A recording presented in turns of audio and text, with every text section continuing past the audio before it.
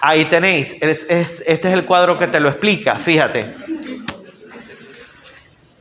Este es el kwashiorkor, tiene deficiencia proteica, es lo que le dan es puro carbohidrato, puros almidones.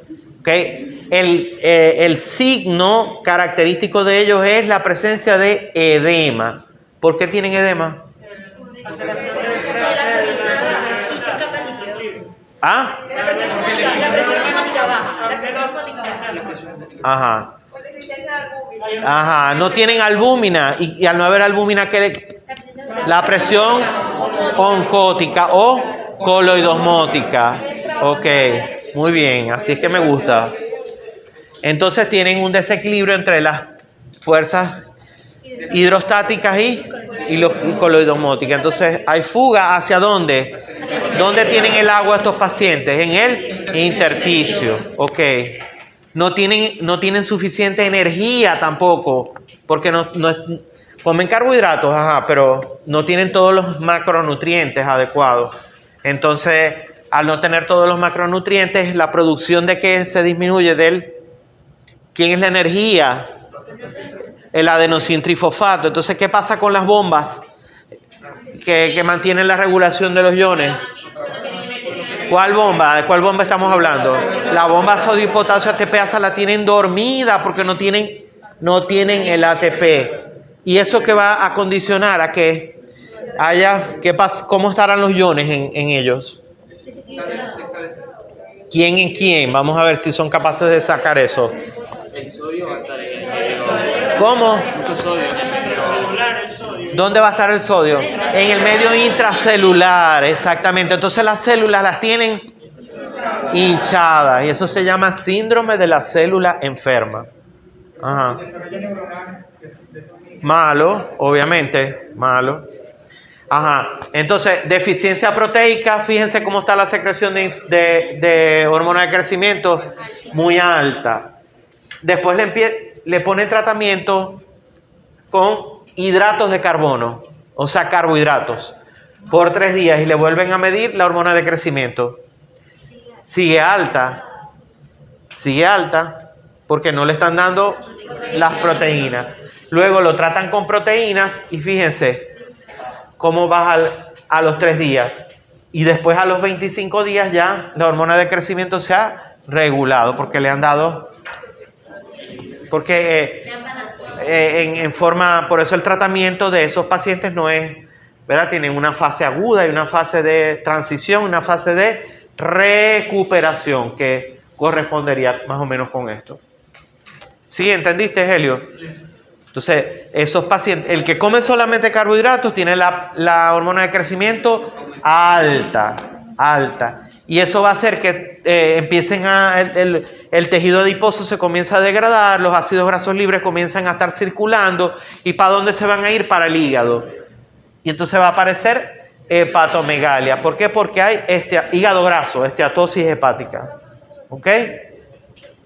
Esos niños cuando les miden la urea, ¿cómo estará la urea de esos pacientes? ¿Cómo está la urea de esos pacientes? No escuchen, no contesten así a lo buchón. ¿Cómo estará la urea de un paciente que no come proteínas? ¿Ah? ¿Quién dice baja? Obvio, ¿de dónde va a tener urea si no está comiendo proteínas? Obvio, ¿de dónde sacamos la urea? Del metabolismo de las proteínas. Y si no comen proteínas, ¿de dónde van a sacar la urea? ¿De dónde amor si no hay cariño? ¿Y cómo será la capacidad de su riñón para concentrar la orina? ¿Quién dice baja? Bajo porque no están los desechos, no está la urea. Ajá, ¿y qué tiene que ver la urea con...? Excelentemente, no tienen una médula renal hipertónica porque no tienen urea y se altera el mecanismo de contracorriente y por eso se deshidratan. Les da diarrea y mismo se deshidratan porque no pueden utilizar sus mecanismos de compensación, que es a través de la hormona antidiurética, concentrar la orina. Fíjense que todo lo que hablamos tiene una interrelación y tiene una aplicación. ¿Ok? Ahora, si ustedes pasan por aquí y se aprenden solamente, la hormona antidiurética, taca, taca, taca, taca, taca, la hormona no, hay que integrar las cosas para poder comprender. Y fijar, dale la otra. Esa obviamente está mala. La función del hipotálamo, la hormona, que el hipotálamo secreta en el núcleo, el núcleo ventromedial del hipotálamo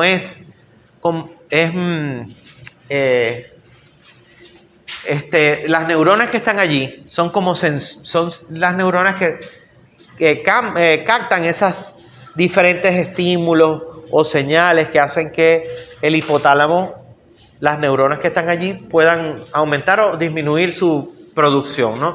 Entonces, la hormona liberadora de la hormona de crecimiento va a actuar sobre los receptores que tienen las células somatotropas de la adenohipófisis, que lo tienen expresados en la membrana, y a través de estimular la adenilato ciclasa y el segundo mensajero, el AMP cíclico, se puede conseguir dos efectos.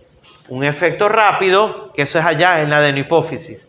Es decir, cuando la GNRH actúa sobre las células somatotropas, ¿ok? Lo hace a través del segundo mensajero, que es el AMP cíclico, y va a tener efectos. Un efecto rápido y un efecto lento. El efecto rápido es que entra el calcio en el citosol y ese cambio en el voltaje o en la polaridad es el que hace que las vesículas que tienen adentro la hormona de crecimiento se desplacen y se fusionen y sea liberada la hormona. Y el efecto lento es en el núcleo, la transcripción de genes para aumentar la síntesis de hormona de crecimiento. ¿Vale? Este es como el sistema de regulación, ¿no?, de la hormona de crecimiento. Hipotálamo libera GNRH. GNRH tiene un efecto positivo sobre las hormonas somatotropas, sobre las células somatotropas. Se elabora hormona de crecimiento y actúa sobre los tejidos diana. Se produce ¿quién? IF, ¿verdad? La somatomedina. Y las somatomedinas ejercen la retroalimentación negativa sobre la hipófisis anterior. Asimismo, la misma GNRH, cuando se libera del hipotálamo, hace un asa corta bloqueando el hipotálamo, bloqueando su propia secreción o liberación.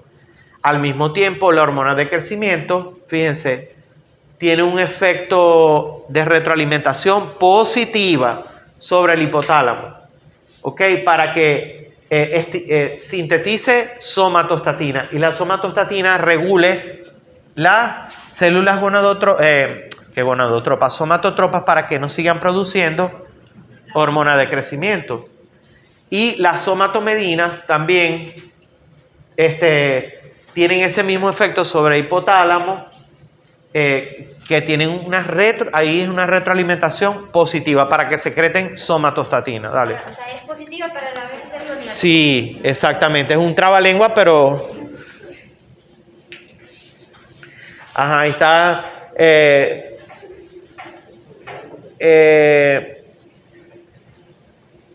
¿Qué es esto? Control por retroalimentación. Ajá. Aquí está la grelina, que habíamos dicho que ¿qué hacía? Aumentaba. Estimulaba las células somatotropas para producir más hormona de crecimiento. Bueno, es lo mismo, GNRH, sobre adenohipófisis, hormona de crecimiento, tejido hepático, que es el que produce la somatomedina C, y la somatomedina C hace la retroalimentación negativa. Ajá, esta lámina, bueno, como pediatra al fin, ¿no?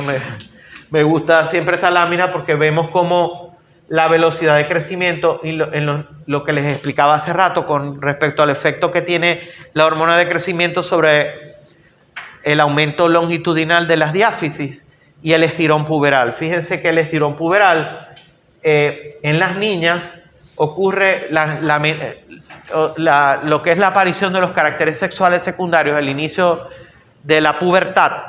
En las niñas siempre es un poco antes, ¿no? Igual que tienen su menarquia en promedio entre 10 y 11 años y todo eso, ¿no? Entonces, eso va, fíjense, de la mano con la secreción de hormonas de crecimiento. Ya dijimos que andrógenos y estrógenos, o sea, testosterona y estrógeno, y los estrógenos estimulan la producción de ella. Entonces, fíjense cómo ese estirón puberal y esa velocidad de crecimiento tiene un ascenso adelantado en las niñas, y asimismo, una vez que logran hacer el cierre del cartílago de crecimiento y convertir ese tejido cartilaginoso en hueso, que ya se van a cerrar las placas o discos de crecimiento, entonces comienza a descender la velocidad de crecimiento. ¿Ok? En el varón se hace en una forma más tardía. Entonces, el principal control a largo plazo de la secreción de hormonas de crecimiento es el estado nutricional, o sea, la nutrición es muy importante. Y de los macronutrientes, el que más influencia son las proteínas. De hecho, los atletas que comen proteínas, o sea, ni huelen los carbohidratos, y se suplementan con, exacto. Entonces, puede ser que esos patrones de crecimiento estén alterados. Hay alteraciones en la secreción de hormonas de crecimiento y vienen las enfermedades o las patologías. Hay en las series esas en Discovery, yo ya casi no las veo porque a veces son muy mentirosos. Pero sí, hay unos que son, había un programa que era de puros chiquitica. De puros chiquitos, y hay otros que son de los grandes, ¿verdad?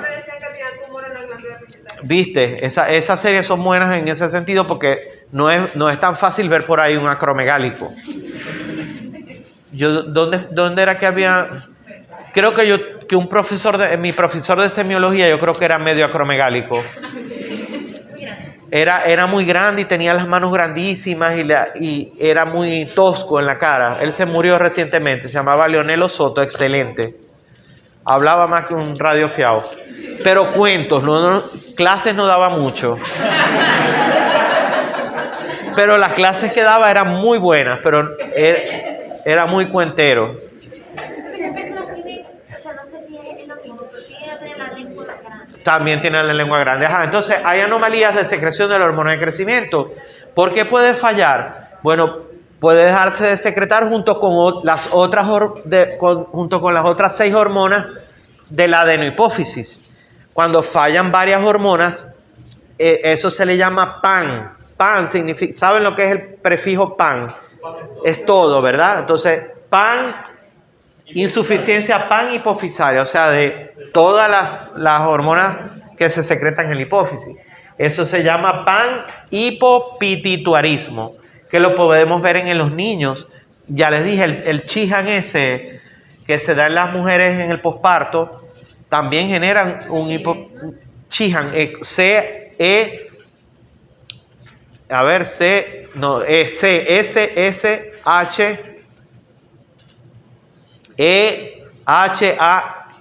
creo que se escribe así, Sheehan. Búsquenlo porque no me acuerdo bien cómo se escribe. Bueno, entonces puede ser que ahí esté incluida si hay pan-hipopituitarismo, todas las hormonas se dejan de producir. Pero fíjense, esto es bien bonito, el enanismo, ¿no? ¿Qué pasa? Que no es bien bonito para entender lo que hace la hormona. O sea, hay una deficiencia generalizada de la secreción de adenohipófisis en la infancia. En la infancia, ¿por qué? Porque el enanismo se produce, puede tener muchas causas, ¿no? Eso casi todos de causas genéticas o moleculares.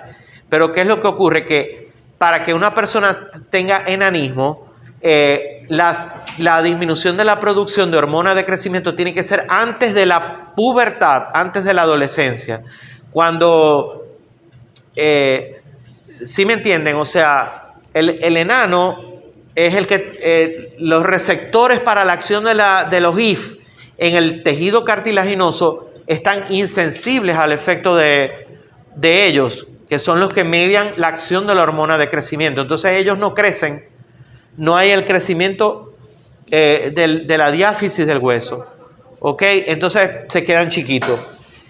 Y está el otro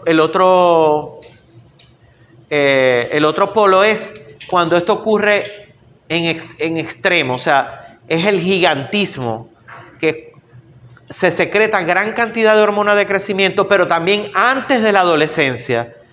Para que una persona tenga gigantismo y pueda llegar a medir hasta 2.5 metros, la hipersecreción de hormona de crecimiento ocurre antes de la adolescencia, porque todavía no se han fusionado los discos de crecimiento o las placas de crecimiento que pasa en la pubertad, pues. ¿Sí me entienden? Ellos tienden a ser más grandes que por ejemplo, en preescolar siempre es uno más alto. O sea, cuando son un tipo gigantito. O sea, que por ejemplo, en un salón de clase es uno más grande. O sea, aceptado. Sí, obvio. Imagínate, son demasiado grandes. Miden los pies, todo es grande.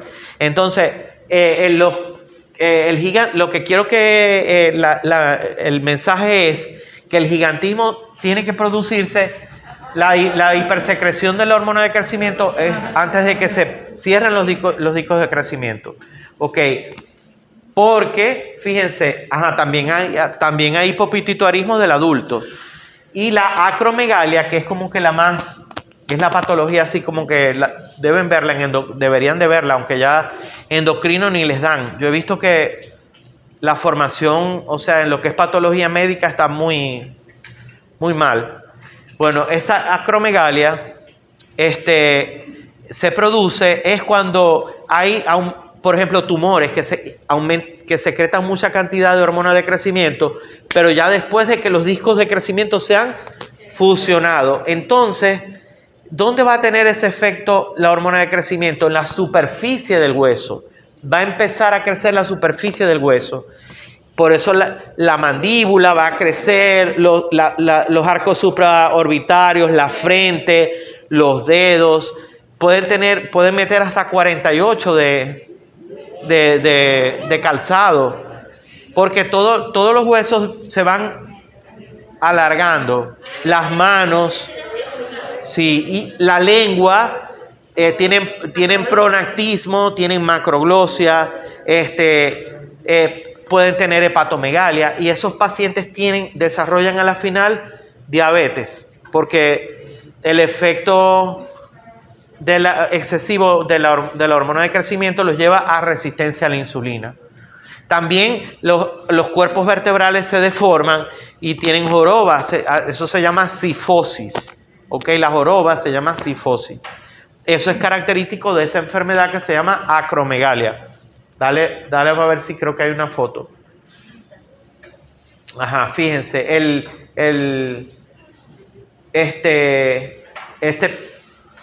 hay un tumor en la glándula hipófisis, en la pituitaria, la mandíbula inferior, el maxilar inferior en este paciente, digamos que estaba normal, pero luego por el efecto de la hormona de crecimiento sobre el periósteo, se fue remodelando la parte externa del hueso y el maxilar inferior se desplazó hacia adelante, y eso se llama pronactismo. Entonces se cambia la oclusión dentaria, y con el tiempo también la lengua se va a poner grande, macroglósica. El pronactismo, fíjense, hay crecimiento de las manos, de los pies, del perímetro craneal, de la nariz también, de las orejas y de los labios, porque en las orejas hay tejido cartilaginoso. Entonces, fíjense, una estatura desmedida. Se llama acromegalia. Dale. No, esta lámina está ahí atravesada porque ella no va a ir. Dale. Sí. ¿Qué hora es? Bueno, podemos terminar el tema. Ya faltan como poquitas láminas. Terminamos hipófisis. Acuérdense que no podemos estar con temas de haraganería, porque tuvieron 2 años sin ver clase. Neurohipófisis, no estoy haragán yo, que no he dejado de trabajar. neurohipófisis y relación con el hipotálamo. ¿Okay? La neurohipófisis o hipófisis posterior está compuesta por unas células que son células de tejido glial. Eso lo vamos a ver en nervioso. Son células como de sostén del tejido nervioso. ¿Ok? Y se llaman pituicitos. Las células de sostén de la neurohipófisis se llaman pituicitos. Ellos no secretan hormonas. Acuérdense que ahí no se secretan, ahí se almacenan. ¿Ok? Hay numerosas fibras terminales y terminaciones nerviosas de vías procedentes. ¿De dónde? De los núcleos supraóptico y paraventricular del hipotálamo, que descienden a través del tallo hipofisario. Todas estas terminaciones nerviosas contienen unos nódulos bulbosos que están llenos de gránulos secretores para que se vacían en la hipófisis posterior. Y las dos hormonas son la antidiurética y la oxitocina. La antidiurética esa hormona es muy importante para entender cuando uno se deshidrata, todo eso, lo que les expliqué aparte, bueno, ahorita les digo por qué se puede liberar ella, dale. Entonces los cuerpos celulares de los núcleos supraóptico y paraventricular secretan las hormonas, son transportadas por estas neurofisinas, así se llaman. Son transportadas por las neurofisinas hacia la neurohipófisis. Por exocitosis son liberadas y van al torrente sanguíneo. Hay una diferencia. Hormona antidiurética se produce más que todo en el núcleo supraóptico, mientras que la oxitocina, no es oxitóxica, sino oxitocina, eso me lo hizo mi sobrina, pero como que estaba rascada. Y además fue una de las primeras láminas que yo hice cuando empecé a dar clase, entonces estaba medio... Pero están a pesar de todo, tienen un contenido didáctico, pues. En el núcleo paraventricular. Oxitocina y vasopresina, fíjense, son muy pequeñitas, son péptidos en 9 aminoácidos. Y se diferencian es por los tipos de aminoácidos que contienen en esa secuencia tan pequeñita. La vasopresina también se le llama arginina vasopresina, porque tiene arginina vasopresina. Y ella, como todas las hormonas, tienen una prohormona, una preprohormona, una prohormona y después la hormona como tal. Van perdiendo esos residuos y esos residuos se pueden medir. Y en la cantidad que se produce de vasopresina es igual a la cantidad que se produce de los residuos. Y por eso nosotros en algunas enfermedades, en otros países, aquí yo creo que ni saben eso. Solo aprendí en un curso que estoy haciendo ahorita de medicina interna para pediatría. Hay una copeptina, se llama. Es uno de los residuos que se libera cuando se está produciendo la hormona antidiurética. Y tú puedes medirla para saber si hay hiperproducción de hormona antidiurética. ¿Okay? Cuando la hormona antidiurética se está hipersecretando. Ya yo les voy a decir cómo se llama eso para que no se les olvide. Y la oxitocina contiene leucina e isoleucina. Estos son aminoácidos que... ¿Cómo se clasifican los aminoácidos? ¿Qué más? Ramificados, no ramificados, aminoácidos esenciales y no esenciales. Creo que hay otra, no me acuerdo, pero eso es la más importante. Aromáticos y de cadenas ramificadas. Bueno, son los mismos que estaban diciendo. Ok, entonces fíjense cómo se diferencian ellas dos, ¿no? La hormona antidiurética y sus acciones, todos las sabemos. Se actúa sobre el receptor B2 de las células del túbulo colector, va a abrir los canales de acoporina y va a aumentar la reabsorción de agua para concentrar la orina. Pregunta a todo el mundo en las revistas. Esos parece que nunca pasaron por aquí. A mí me da pena. Nunca pasaron ni por bioquímica, así que yo no quiero que ustedes sean así. Nosotros nos preguntaron un examen de bioquímica, esa pregunta, de la función de la antidiurética. Bueno. Espero que no se les olvide, porque yo siempre la nombro. Conservar el agua. Y el efecto vasoconstrictor, que lo hace a través de ¿quién? de los receptores B1 que se encuentran ¿dónde? En la musculatura lisa de los vasos sanguíneos. Por eso, si ustedes han hecho talleres de RCP, algunos habrán hecho talleres de RCP en adultos, los talleres de RCP en adultos, la AJA, la Academia Americana del Corazón y todo eso, actualmente se utiliza como agentes vasopresores la terlipresina, que es como una vasopresina sintética, o la misma vasopresina, para aumentarla. Cuando el paciente no responde, le ponen eso para aumentar su resistencia vascular. Tiene que ver con el examen de vascular. Para aumentar la resistencia vascular periférica. ¿Y cómo sé yo la resistencia vascular periférica tuya? ¿Cómo? Midiendo la presión arterial. ¿Cuál de las dos presiones arteriales se asemeja a la resistencia vascular periférica? La diastólica. Muy bien. Ok. ¿Y de qué depende la presión arterial sistólica? Del gasto cardíaco. Ok. Dale pues. Tenemos que hacer ¿cómo actúa la bendita hormona antidiurética? Bueno, ya lo dijimos, receptores B2, pero activa la adenilato ciclasa y el AMP cíclico. Y él es el que hace que se fusionen las vesículas intracitoplasmáticas con la membrana, se abran los poros de aquaporina y haya la reabsorción de agua. Y es un efecto que dura entre 5 a 10 minutos. ¿Ok? Por eso, cuando uno recibe un paciente, la mamá te dice, tiene varios días está haciendo pupú líquido.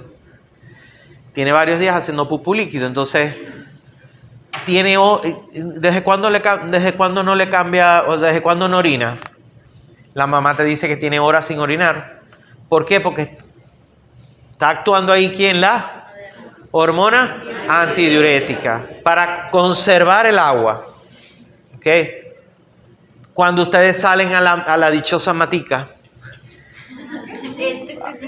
empiezan a ingerir alcohol etílico, que va a hacer que se inhiba la acción de la hormona antidiurética. A cada rato tienen que ir a orinar. Se va a poner el paciente poliúrico.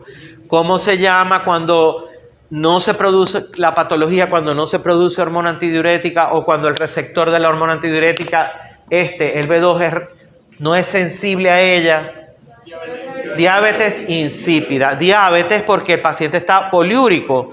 Insípida porque cuando le medís la glucosa en la orina está negativa. ¿Ok? Porque eso sería diabetes mellitus, ¿no? Ajá, diabetes insípida nefrogénica, ok. Ajá, ¿cómo se regula su producción? El aumento de la osmolaridad. Apenas aumenta de 3 a 5 la osmolaridad plasmática, inmediatamente las células osmoreceptoras de allí van a captar eso y va a aumentar. ¿Y quién aumenta la osmolaridad? El sodio, ¿verdad? A medio aumenta el sodio, aumenta la osmolaridad.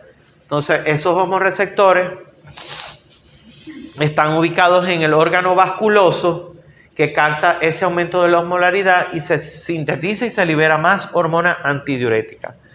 Cuando nosotros liberamos en forma esta área de aquí, el núcleo supraóptico y el paraventricular, ¿cuál es el que más produce vasopresina? Que lo dijimos ahorita.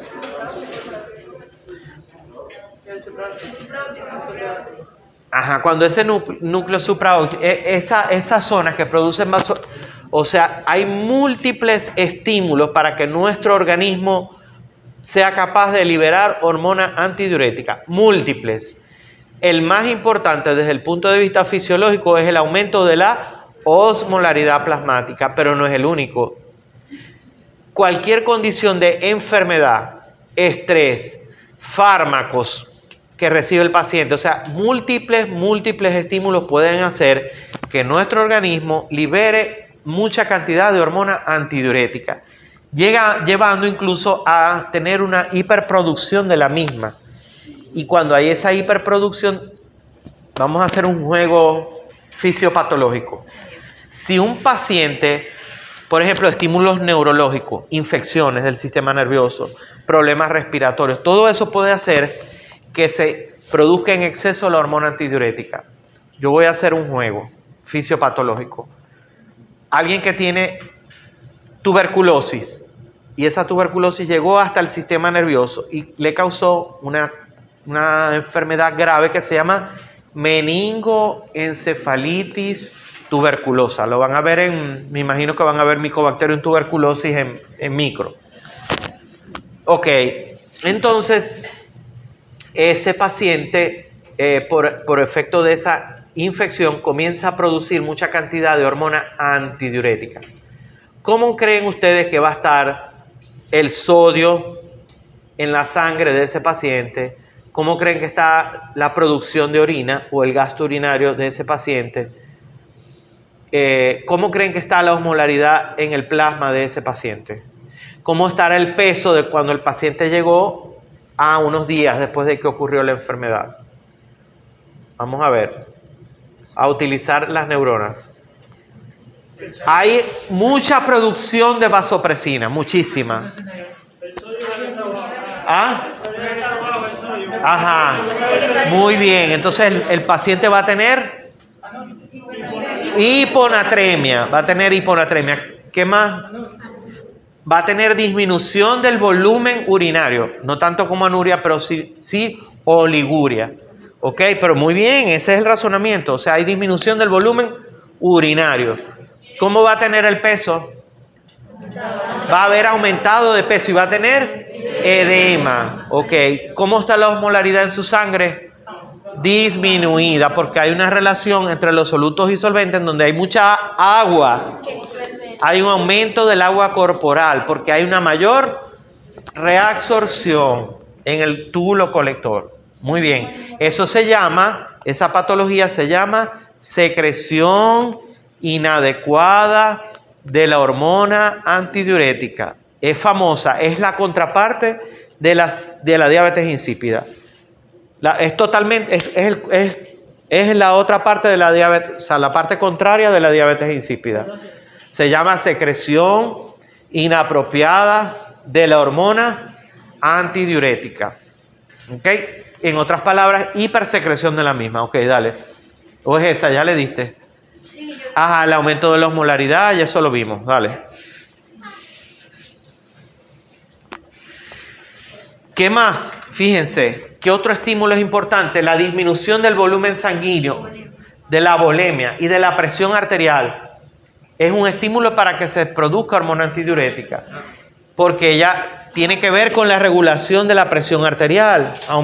Tiene el efecto vasoconstrictor sobre los receptores B1, que es mediado por la fosfolipasa C. ¿Cuáles eran los dos mediadores de cuando se activaba la fosfolipasa C? El inositol y el diacilglicerol. Muy bien. Aumenta la presión arterial y la resistencia vascular sistémica. ¿Vale? Mecanismo, volumen sanguíneo, presión. Ajá, esto es cuando los receptores de distensión de las aurículas, que tienen que ver con qué parte del ciclo cardíaco, con qué volumen del... Ajá, es precarga, pero ¿cómo se le llama eso? El volumen telediastólico. Tiene que ver con el volumen telediastólico. ¿Cuánto es el volumen telediastólico? 120, ok. Ok, 120. ¿Y cuánto se eyecta? 60%. Ok. Entonces, si los receptores de distensión auricular detectan un llenado excesivo, envían señales inhibitorias hacia el hipotálamo para frenar la producción de hormona antidiurética. Dale la otra. Si los receptores de distensión, más bien a nivel de los cuerpos aórticos y carotídeos, como son mecanorreceptores, detectan disminución de la presión arterial, eso más bien favorece también la acción de la hormona. Por eso es que ella, o sea, son múltiples las cosas que pueden hacer que ella se libere, pero sabemos que el principal estímulo es el cambio de la osmolaridad plasmática. Ajá. Sí, ya. Es lo mismo.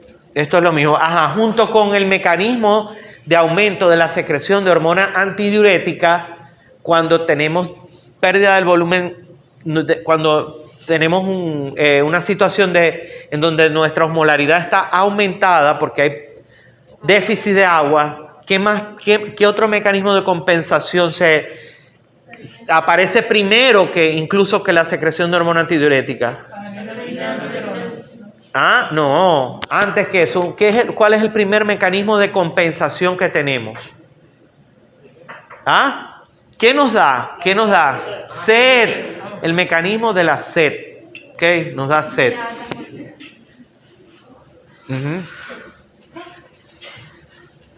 Ajá, la otra hormona es la oxitocina, que la van a usar incluso cuando estén haciendo la inducción o conducción de los trabajos de parto, ¿no?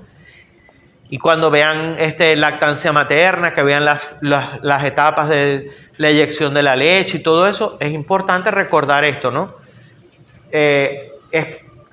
Sus efectos es producir la contracción del útero gestante, intervenir en el trabajo de parto, para que la contracción uterina es el motor que conduce el feto hacia la excavación pélvica, ¿ok? Es responsable de la inducción del parto junto con las prostaglandinas. Y ella se encarga de estimular la expulsión de la leche por las mamas. Por eso está relacionada con la eyección láctea, el reflejo de eyección de la leche.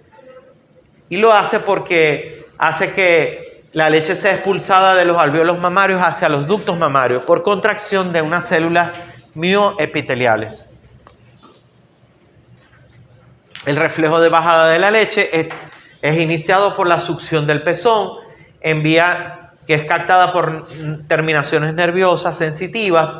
Se envían señales nerviosas hacia las neuronas secretoras de los núcleos paraventricular y supraóptico para que liberen la oxitocina a la neurohipófisis, y desde la neurohipófisis va al torrente sanguíneo y llega a las células mioepiteliales para producir la expulsión de la leche. Por eso es muy importante que cuando ustedes estén diciendo, las mamás te van a preguntar, tienen que tomar, para que le baje la leche, tienen que tomar Quaker, o sea, avena, fororo, todo eso. No, el estímulo principal es la succión del pezón. Bueno, eso es el estímulo, la liberación de la hormona, la producción láctea, que es mediada por la prolactina, el reflejo de eyección y el vaciado. Dicen que esa pregunta de la diferencia entre prolactina y oxitocina la preguntan mucho en exámenes como que para pasar una residencia. O sea, sí. Que la prolactina es para la producción y la oxitocina es para la eyección láctea, eso es. Bueno, esto es lo mismo, o sea, los órganos diana de cada una. Aquí están fíjense, la prehormona, la preprohormona, la prehormona. Ya después viene tiroides, ya vamos adelantados. Vimos generalidades, ya la próxima clase vemos tiroides. Ajá, ¿cuándo vamos a tener la próxima clase? No, mañana. ¿Mañana es qué?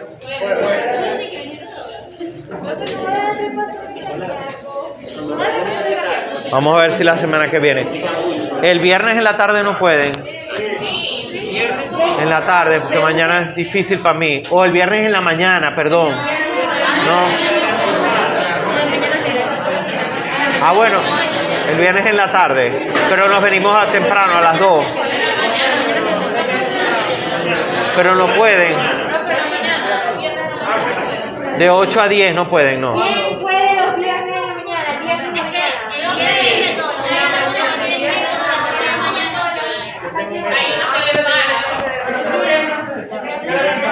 puede Porque, bueno, no sé, porque para mañana es fuerte, porque yo mañana tengo que ir al Noriega. El viernes, pero no a la tarde. El viernes y damos tiro a las 2, de 2 a 4.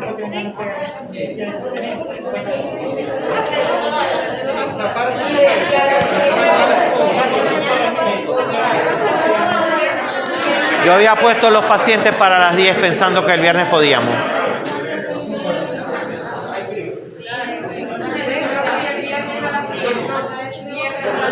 No, porque a esa hora tengo consulta. ¿Ah?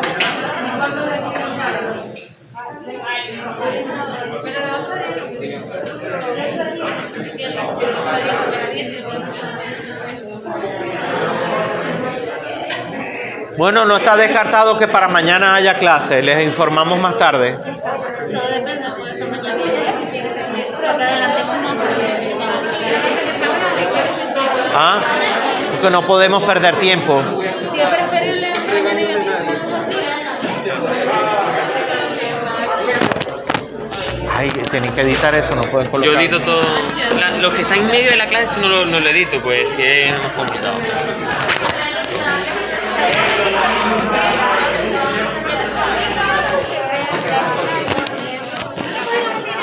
Ajá, quítalo. Ya te digo. Ya va, dame un chance. Puede ser, sobre todo si... Permiso, guapo.